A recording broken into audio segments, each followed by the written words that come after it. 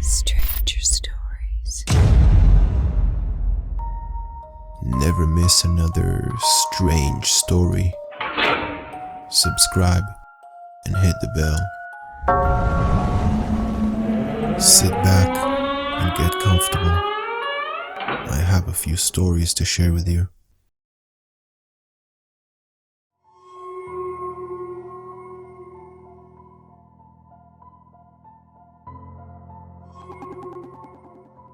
This is a story from a fair few years ago when I was 13.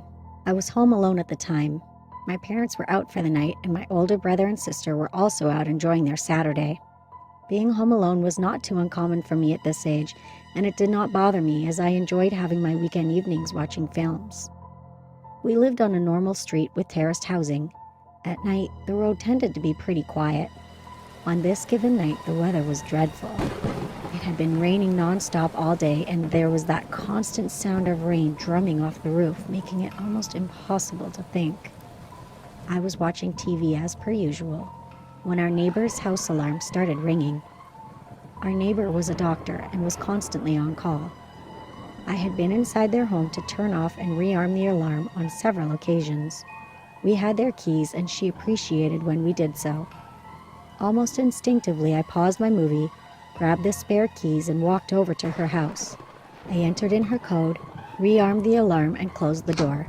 Within 2 minutes of sitting down again to watch my movie, I heard the alarm starting again. I grabbed the keys and opened her front door. I decided to have a quick look through the house. It was a relatively large house with 3 stories. Having searched the first 2 floors, my attention was drawn to the top floor. Although the main hall light was on, there was also a light on up on the 3rd floor, which struck me as being unusual. I clambered up the set of stairs to the top floor and entered the bedroom. Sure enough, the door to the boiler room was half open with the lights on. I opened the door to turn the lights off. The next few seconds felt like they lasted an eternity. As I opened the door, I was met with the bronze shiny side of the boiler, but it was what I caught a glimpse of in the reflection that gave me trouble sleeping for a few years afterwards. Inside the boiler, I saw a large dark silhouette of what looked like a homeless man, hunched up, looking down. I tried not to focus on it, and due to pure fear, chose to ignore it. I acted as if I saw nothing, reached for the switch, and closed the door behind me. Running down the stairs to the door is an understatement. I armed the alarm again and sprinted into my house. Immediately, I phoned the police. I hadn't even finished dialing and the alarm went off again. There was no chance I was going in there again. For 20-odd minutes, I sat staring out my front window, just hidden enough so I couldn't be seen by anyone. The police arrived and confirmed that somebody broke in. The thing that left me questioning the whole incident was that there were dirty footprints in the house. Not boot prints, but actual footprints. Whoever was in the house was in bare feet, which really disturbed me. The real finisher was that the next day there were reports that a girl had been attacked in a park that is literally outside my backyard's wall. To my knowledge, no one was caught and held responsible. It affected me terribly for years afterwards, and I became very anxious whenever I was left home alone.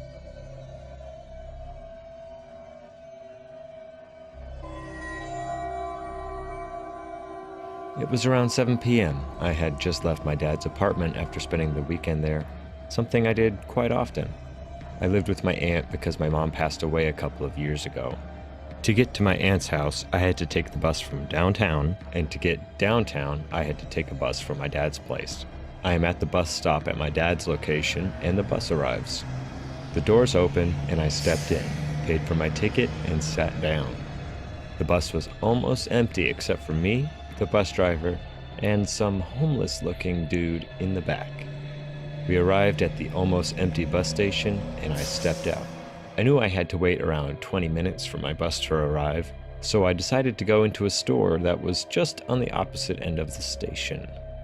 When I came out of the store, the bus station was now completely empty, except for one person who was standing in the middle of the street staring at me. I got a little creeped out by this, but didn't think much of it, thinking he was probably just drunk or high. Next to the store is a small one-room building that is used as a waiting room, so I decided to go in there and wait. I sat down and pulled out my phone. From the position I was sitting in, I could scope out the entire bus station and see everything. I was looking down at my phone, glancing up every few minutes to see if my bus had arrived. About 5 minutes had gone by when I glanced up and was shocked to see that the guy from earlier was still standing in the exact same position, still looking right at me. A few minutes went by, and I looked up once again. The guy in the street was now gone. I figured his bus must have came and he got on, but the weird part was that I didn't hear any bus. I glanced at the clock on my phone and saw that it was time to go. When I came outside, I looked around and saw that someone was standing about 13 feet away from me, with their back facing my way. I felt a bit uneasy, but decided to find out if the person needed help. I called out, "Hello?" and "Excuse me," but there was no response. What I decided to do next was probably the stupidest decision of my life. I decided to go and put a hand on the person's shoulder to get their attention. I slowly walked over, inching my way closer with every step. I was about 2 feet away from the person when he abruptly turned around. It was the man from before, the same homeless-looking man I had seen on the bus. He had this crazed look in his eyes, and before I knew it, he started laughing at me. I screamed and turned around to run away. I quickly looked back and saw what appeared to be a knife in his hand. I screamed even louder and ran as fast as I could over to the bus, which luckily for me had just arrived. I went inside the bus and told the bus driver what had happened.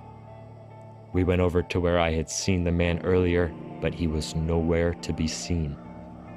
This has by far been the craziest and scariest experience of my life. Luckily, I never saw him again.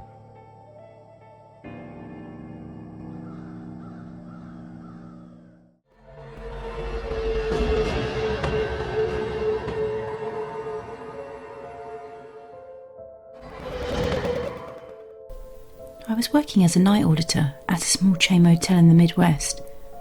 My hours were normally 11 p.m. to 8 a.m. With those kinds of hours and being a woman, I'm bound to have had some weird experiences. The scariest experience I ever had while working there happened within my first month on the job. I was 22 and single at the time. It was just before my shift started, so I browsed Tinder for a bit. I matched with this guy who seemed cool, a little goth and into Ouija board and tarot, which is exactly my type. I was hyped. We chat for a bit. I tell him I have to go to work and we say goodbye. That night was my first night off training, so I was running the motel by myself for 9 hours straight.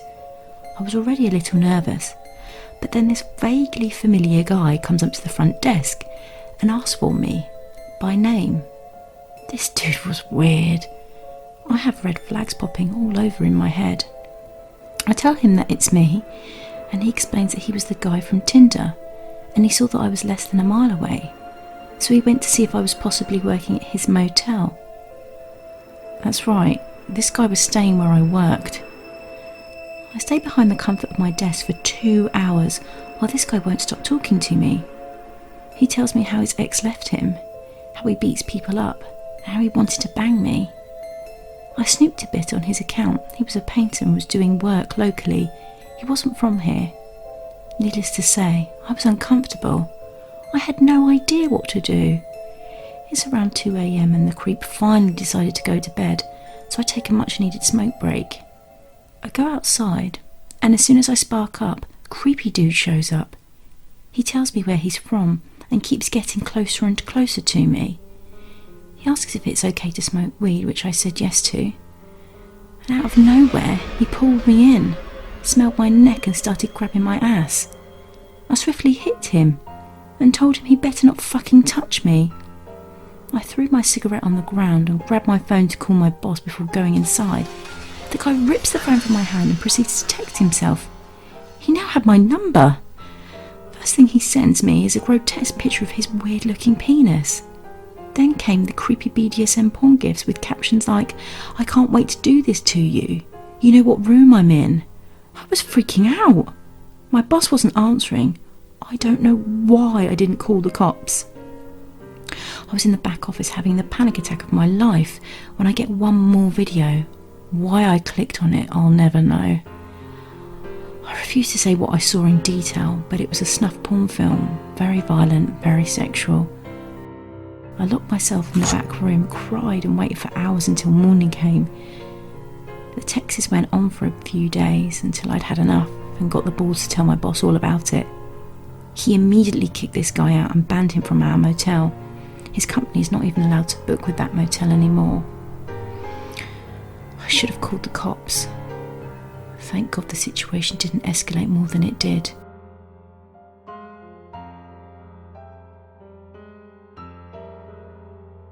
I was 21, recently became a police officer, and was also recently dumped, so my friends suggested Tinder. As a 21-year-old and new cop, I had the I'm invincible and can take on anyone mentality. I matched with a very good-looking, out-of-my-league female. We chatted and eventually set up a date to meet. She said she knew a great open field to look at stars and hang out. The night came, I picked her up, and she guided me to the field. Open space, woods, deer, and other wildlife. Really nice place. In the field, I noticed really dim headlights in the distance. Then a van started driving towards us and pulled up right in front of us, almost close enough to block me from going forward. I told my date to stay in the car. I grabbed my flashlight and walked up. The driver was a decently sized man. I asked him what's going on and if he could back his car up a little bit. He was very polite, said he was the owner of the property and said he didn't mean to scare us. I assured him that we only came out to look at the stars and wildlife. He was perfectly okay with that, told me to have a nice date and drove away. Around an hour later, I saw headlights coming towards us again, this time really fast. It came close enough to almost hit my car. My date hopped out of the car and ran towards the van. I immediately knew I was fucked. I got out and gave them commands to back up and get on the ground. Neither of them complied. I saw my date grab a metal pipe from the van. She told me they had a gun and that if I gave them my money and truck, I won't get hurt. At that point, I told them I was a cop, drew my concealed firearm, and told them to lay on the ground. They finally complied. I was able to call 911, tell them my name and badge number, and that I needed backup immediately. I gave our dispatcher the best directions I could to this field. While on the phone, the two fled. I took off after the man, who ran into the woods around the field. I chased him for maybe 30 seconds when I heard 3 loud pops and saw a muzzle flash. My I'm invincible mentality went right out the window. I ran like hell back towards my car and got the hell out of there. I called dispatch again and had officers come to my location. The first officers to pull up were my sergeant and my field training officer. They called me a dumbass and a stupid fucking rookie. They went towards the field. I was told to shut my mouth and stay inside. They cleared the area and started looking in the van. They found meth right on the center console. What scared me the most was when my sergeant came back, let me out, and told me to come look in the back of the van. He was pale, looked horrified. I went to the back of the van and saw several knives, duct tape, lighter fluid, rifle ammunition, handcuffs, and what looked to be dried blood. In the front seat passenger side, we found an AR-15 style rifle and 2 more handguns. Turns out the van was stolen. We never found my date or the driver. Needless to say, I will never use online dating again. Ever.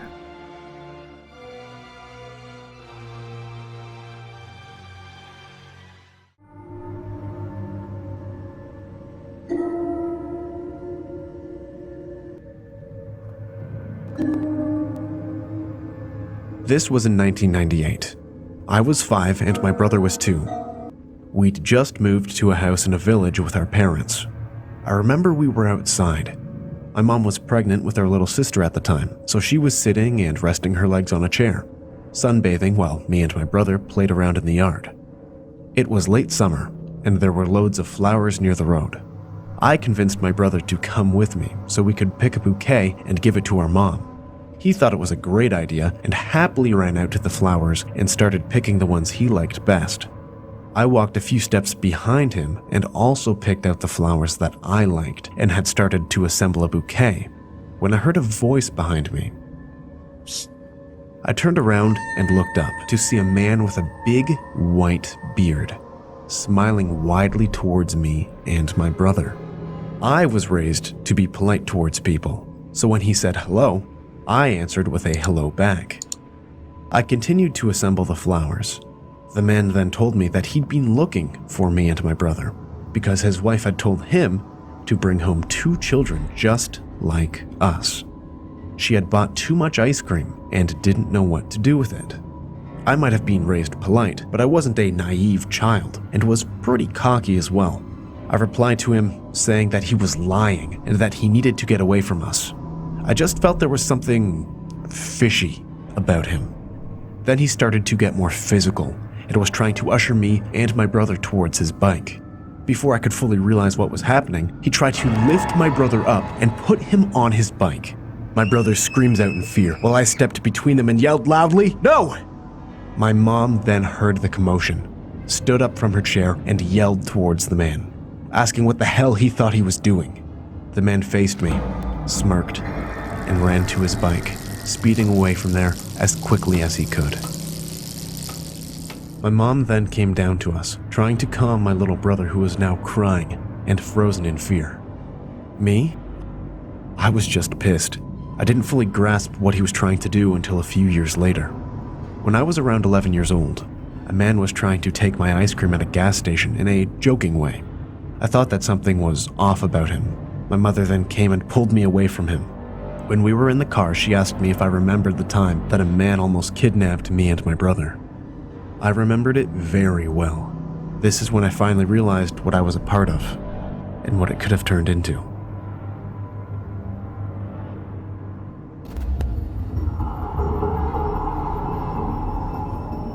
Six years ago, I was a sophomore in high school. My high school was about a 10-15 minute walk every morning. Most of the time, I had to leave about 6:30 a.m. to get there at 7 a.m. if I wanted to get through security and still make it to class on time. It was early in the school year, around October or November. I was getting ready to leave my house when I saw my aunt struggling to take the laundry bags outside. We were renting a house at the time, and the nearest laundromat was about a block away. I figured I had enough time to help her load the laundry cart, and as she was getting ready to leave, I gave her a hug and walked in the other direction. That's when I saw him. He was huge, holding some sort of duffel bag. He was almost 6 feet tall, wide built, and wore a hat, a gray jacket, blue jeans, and sneakers. He stood about 15 feet away from me. I remember locking my gate and walking towards his direction, making sure not to make eye contact. I did this when I walked by any male. I have this defensive nature due to my past experiences. Suddenly, he dropped his duffel bag, outstretched his arms like he was waiting for me to run into them, and said, "Give me a hug, baby girl. You look so good." I turned around and looked at my aunt, who thankfully had not left yet. She asked me if I knew this man. When I said no, she told me to get into the house immediately. I turned around and bolted to my front door. As I did, so did he. He almost caught me by the back of my shirt when my aunt and I forced the door shut. I felt both adrenaline and fear running through me like I've never felt before. The man started banging on the door with both his fists, yelling, "Next time Mommy won't save you. I know where you live. I'll be back. I'll get you." My aunt called the cops while all of this was happening. After about a minute or two, the man grunted, took our laundry that my aunt had left outside, and ran away. After some time, we realized he took it halfway down the block, opened the bags, and dumped some of the clothes in the middle of the street. I'm not sure why he did this, but finding a pile of your clothes in the middle of the street is very unsettling. The cops took about half an hour to get to me, which I thought was ridiculous since they were less than 2 minutes away. They took my statement, but told me that it wasn't much help. I made sure to be dropped off at school for some time after this incident. I often replay the same entire morning in my head, every few months or so. Thank God my aunt was there. Had she not been there, I wouldn't have been able to get the door open in time. What could have happened after that? I don't want to know.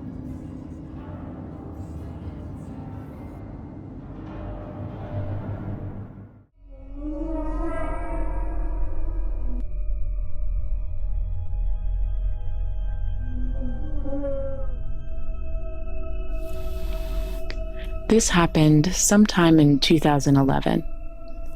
I had been married for a little over a year and had given birth to my son a couple months prior.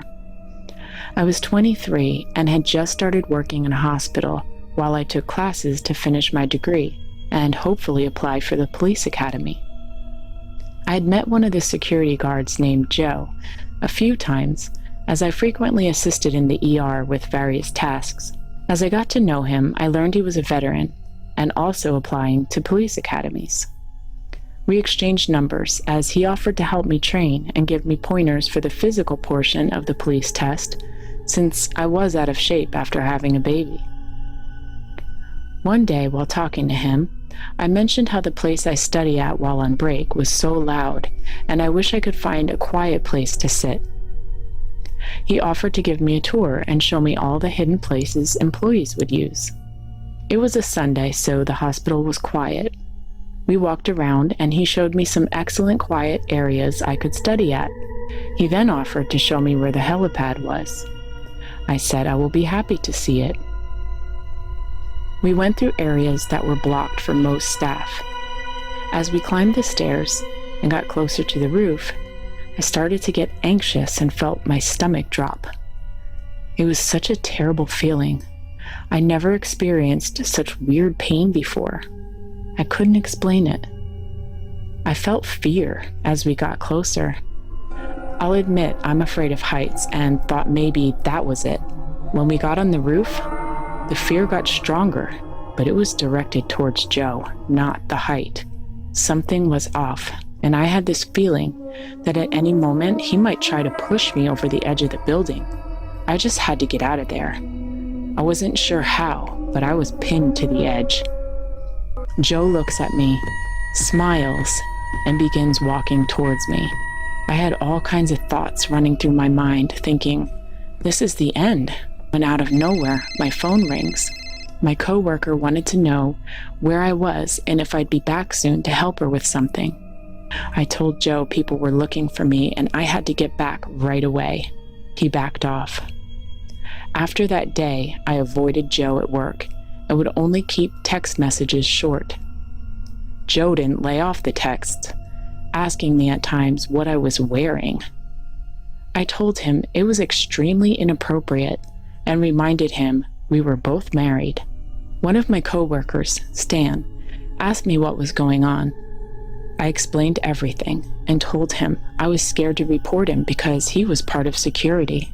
After that, Stan walked me to my car every night I worked and tried to spend as much time close to me as possible, since we had the same shifts together. After a while, Joe noticed I was never alone and stopped bothering me. A few months later, I found out he was fired for harassing another girl who had the courage I didn't have to report him. I feel bad that I didn't speak up at the time, and someone else had to experience what I have. I'm still thankful it all ended in this way. I'm not sure I want to even think about what else could have happened there on that roof.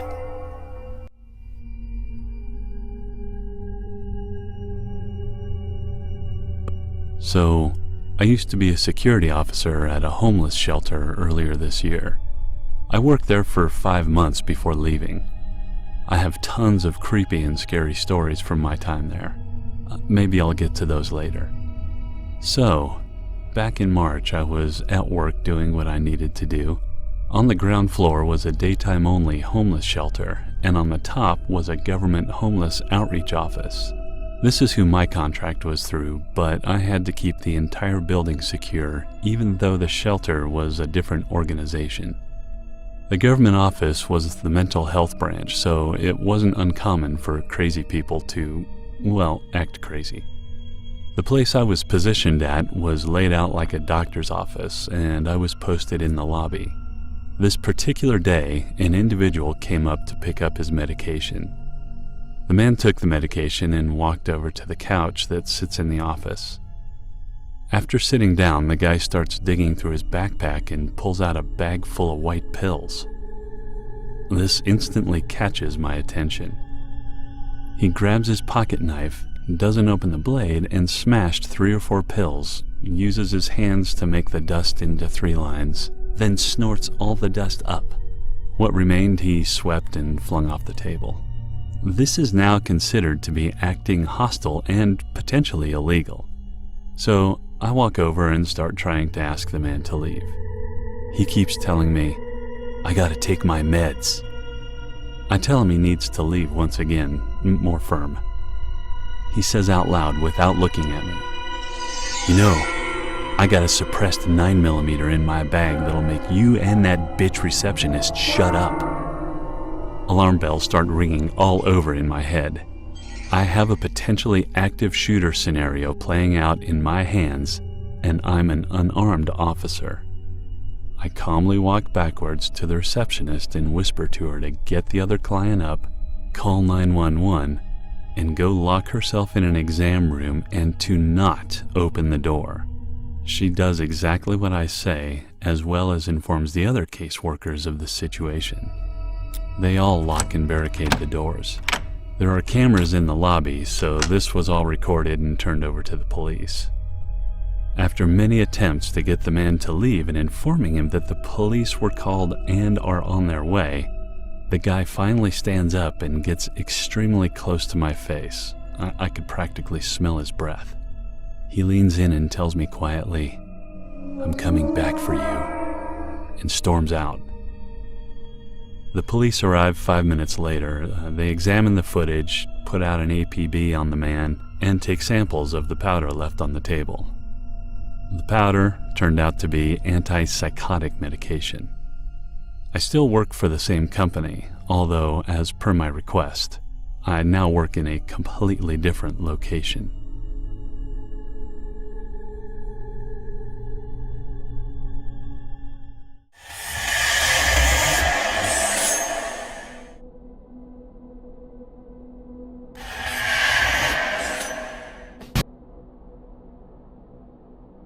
A few years ago, my roommate and I lived on the 3rd floor on the back side of an apartment building.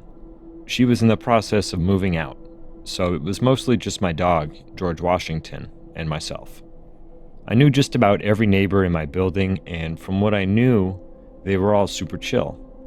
In order to get to the door to enter our apartment, you would have to pass by my bedroom window. I had never had any issues until one Sunday at 2 in the morning. I heard footsteps on the walkway outside my window and saw a shadow pass by. I am usually a groggy person when I first wake up, but after my roommate left me here alone, I was more aware of my surroundings, so it jolted me awake. I had a nightstick under my bed, so I grabbed it and debated about what to do for the next 30 seconds. I opened up my bedroom door quietly, right in front of our main entrance, and noticed the handle start to jiggle ever so slightly. Clearly, at this point, I knew I could either A, shit my pants, B, get attacked, or C, scare the person off. Choice A seemed the most likely for my personality type, but choice C was my only realistic option, so I had to go with it. I turned on all the outside lights at once, kicked the outside door as loud as I could, and screamed a string of words so offending I would not dare repeat any of them in good company. I heard footsteps turn and quickly run the other way. I called my stepdad, who thankfully lived close by. He came by to check on me. I said I would be fine, and off he went. Later that morning, I woke up and got ready for church, not really thinking of the night before. I returned home shortly after and was texting on my phone as I got my keys and reached to put them into the lock on my front door. My hand couldn't find the keyhole, so I looked up and noticed that my entire lock had been bashed in. This chain of events hadn't really set in yet, so I opened the door and looked in. A lot of my stuff was gone. Televisions, computers, pretty much everything. Luckily, they left my dog there unharmed. So much for him being a guard dog. My brain finally caught up to my surroundings, so I grabbed George and ran outside to call the police. Troopers came, guns drawn, screaming for anyone who was in there to show themselves as they cleared my apartment. It felt surreal to talk with forensics in your own residence. They never found out who did it. I'm still very unsettled internally about the whole day, particularly that 2 a.m. shadow by my window. I replay it in my mind and often wonder, what would have happened had I not woken up? Or if the person hadn't been so easily turned away. It also is very unsettling to know that they were watching me, waiting for me to leave for church so that they could break in. Ever since that day, I keep my head up and pay extremely close attention to my surroundings, particularly when I get home.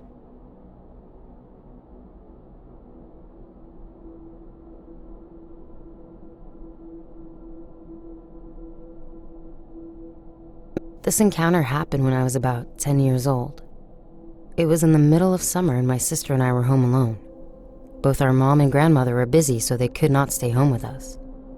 We were used to being home alone during the summer, so it was not a big deal.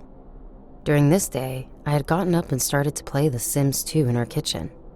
My sister was watching TV in our den.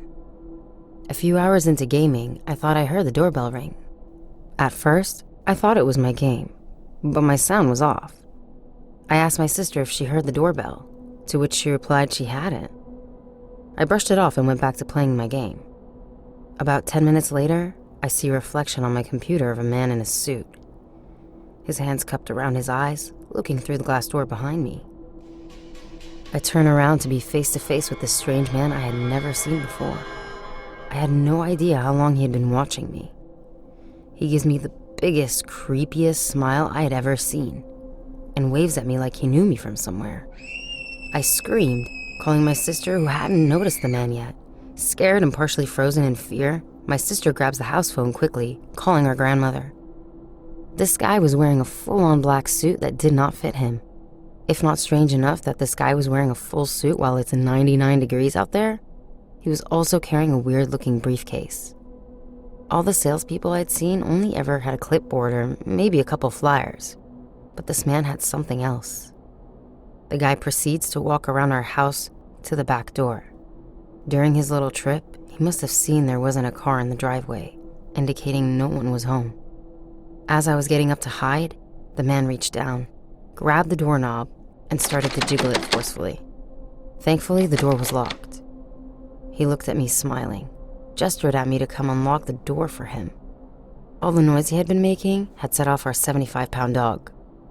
No way she was going to let the guy get to us if he did get in. My sister tells me our grandmother is on her way, and she wants us to hide in the back of the house in her room until she could get home. My sister hands me the phone, then runs into the kitchen to grab the biggest knife we have. I can hear her yelling at the guy that we called the cops. She comes back into the room with me and we shut the door.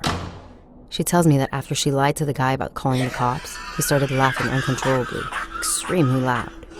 A little while later, we hear the door open and my grandmother calling us. She tells us she did not see any man anywhere in sight. She had walked around the whole house before unlocking the door. She also thought it was weird that if he was a salesperson, he would have left a note saying, "Sorry, we missed you." She ended up taking the rest of the day off to stay with us. It's been 11 years since this encounter, and I still don't want to know what his intentions were, or what was in his mysterious briefcase.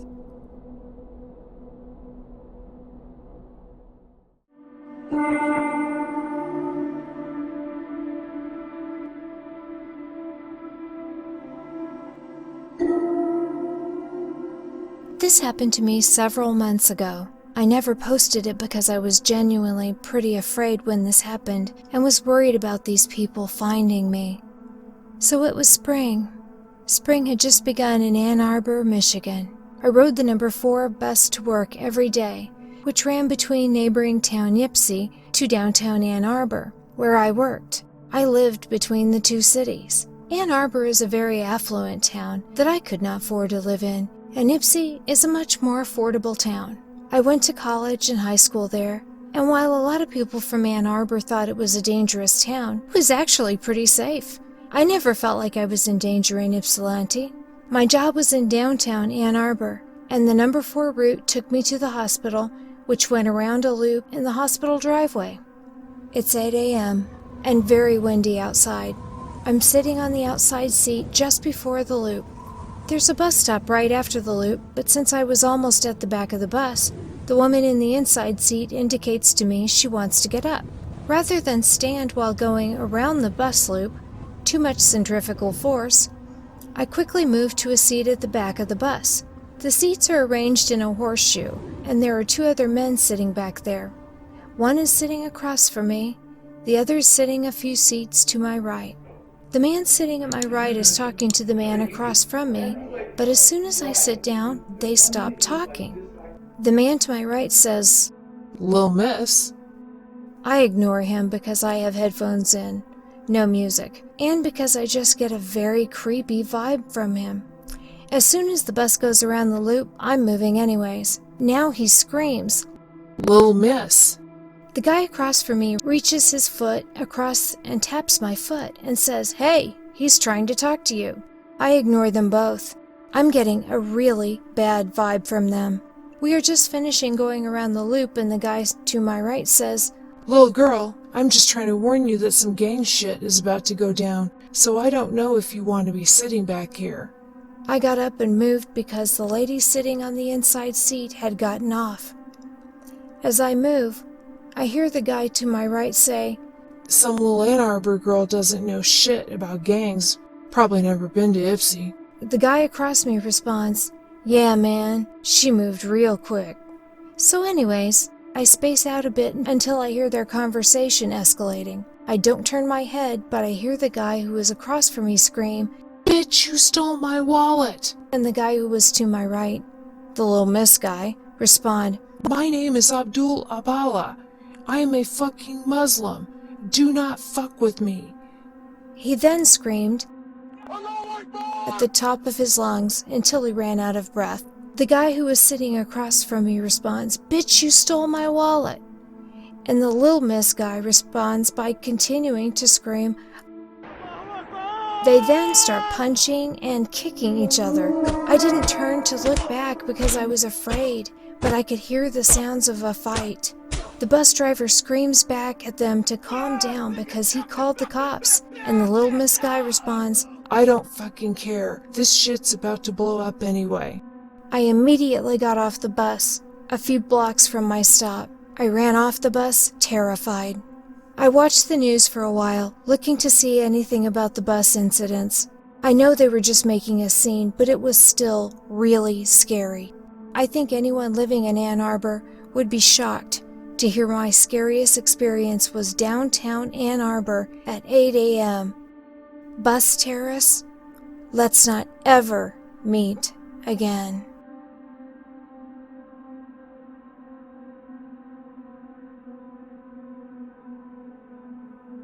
This story took place about a week ago. I was on the bus with some friends from a shopping mall in Australia. We were going to get some food from a place near our next stop and walk home from there. My friends were S and T.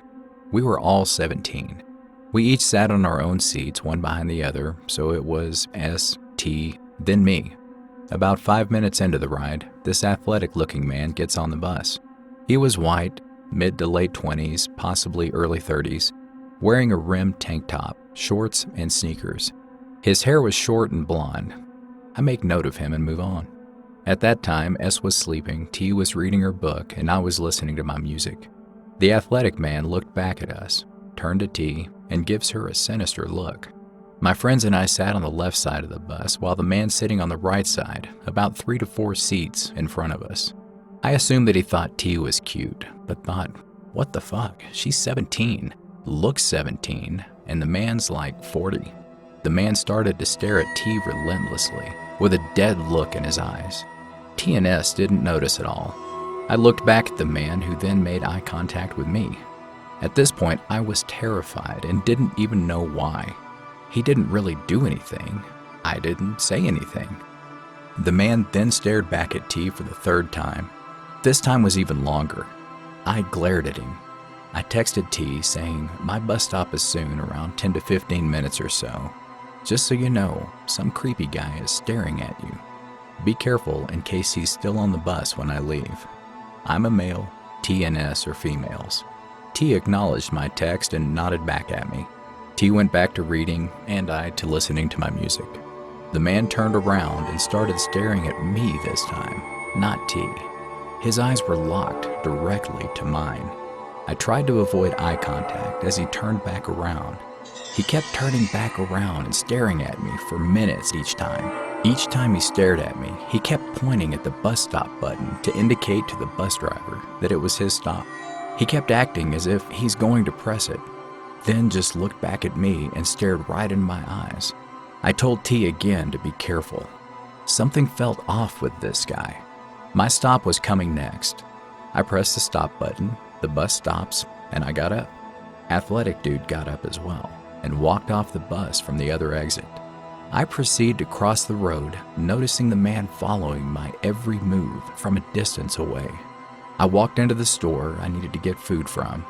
As I walked around looking for what I needed, I see none other than the same man staring at me from across the aisle. The guy was literally matching my footsteps, speed and movement. Every time I moved my left foot, he would too. I walked into the self-serve machine only to have him follow me there as well. I looked back slowly only to see him giving me the most evil fucking glare I have ever seen. His eyes lock onto mine one more time, and he gives me the finger cutthroat gesture. I left my entire cart and ran home as fast as I could.